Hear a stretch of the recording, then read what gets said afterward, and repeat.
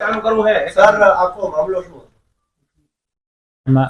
રાજકોટ જિલ્લામાં આટકોટ પોલીસ સ્ટેશનમાં રેપ અને પોક્સોનો ગુનો દાખલ થયો હતો, જેમાં 7 વર્ષની દીકરી સાથે આરોપીએ દુષ્કર્મ કરેલો હતો.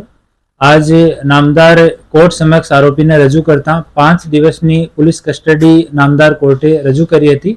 કસ્ટડી મળ્યા પછી સરકારી પંચો સાથે જો આ ગુનામાં જો વેપન તરીકે સરિયો કામમાં લીધેલો હતો અને અન્ય વસ્તુ આની ડિસ્કવરી કરવા માટે ડિસ્કવરી પંચનામા કરવા માટે સરકારી પંચોની હાજરીમાં ગુનાવાળી જગ્યા અમારા આટકોટ પોલીસ સ્ટેશનના પીઆઈ, એલસીબીની ટીમ અને એસઓજીની ટીમ સાથે ત્યાં પંચનામો કરવા માટે ગયા હતા.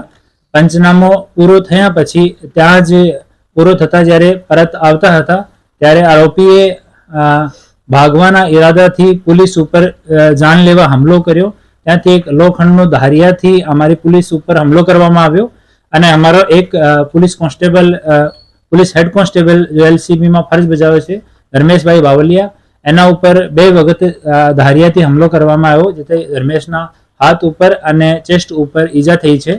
અને બીજા કર્મચારીઓ તરફ દોડતા હુમલો કરતા અને સેલ્ફ ડિફેન્સમાં અમારા પોલીસના 2 અધિકારીઓ તરફથી એક રાઉન્ડ જેટલો આને કાબુ કરવામાં જરૂરી હોય એટલો ફોર્સ યુઝ કરવામાં આવ્યો અને બંને પગમાં એક ગોળી આરોપીને વાગી છે. ઘટનાની તુરંત કંટ્રોલ રૂમમાં જાણ કરવામાં આવી અને તુરંત 108 ઉપર કોલ કરવામાં આવ્યો અને આરોપીને અને અમારા ઘાયલ પોલીસ કર્મી બંનેને આટકોટમાં જો ડૉક્ટર બોગરાનો હોસ્પિટલ છે એમાં એડમિટ કરવામાં આવ્યા.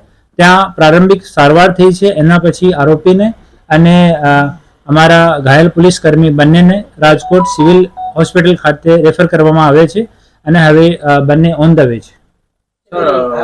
આજે આરોપી છે તેમની હાલત કેવી છે? ખતરાથી બહાર છે કે? અને બંનેની હાલત સારી છે અને જેટલો આવશ્યક હોય એટલો ફોર્સ યુઝ કરવામાં આવ્યો અને આરંભિક સારવાર ત્યાં કરવામાં આવી છે અને ડિટેલ રિપોર્ટ મેડિકલની એક વખત અહીંયા મેડિકલ એક્ઝામિનેશન થઈ જાય એના પછી જ કહેવામાં આવશે. અમે પહેલા દિવસથી જ અમે તમામ ઇન્વેસ્ટિગેશન માટે ફોરેન્સિકના પુરાવા અને જેટલા સાક્ષી જેટલા છે આ તમામ વસ્તુને લઈને એકદમ પ્રોપર તરીકાથી તપાસ ઝડપથી જેટલી વહેલી થઈ શકે, જેટલી જલ્દી થઈ શકે એટલી જલ્દી તપાસ કરીને અમે ચાર્જશીટ કરવાના છે. એ જ રીતે અમે લોકો પ્રયાસ કરી રહ્યા છીએ. આરોપીના પગમાં, બંને પેરમાં, ઘૂંટણાથી નીચેના ભાગમાં બંને પેરમાં ગોળી વાગી છે. પોલીસ ઉપર હુમલો કર્યો છે એનો બીજો ગુના દાખલ કરવાની કાર્યવાહી આટકોટ પોલીસ સ્ટેશનમાં ચાલુ છે. આ એક વખત 5 દિવસ પછી વિચારવામાં આવશે.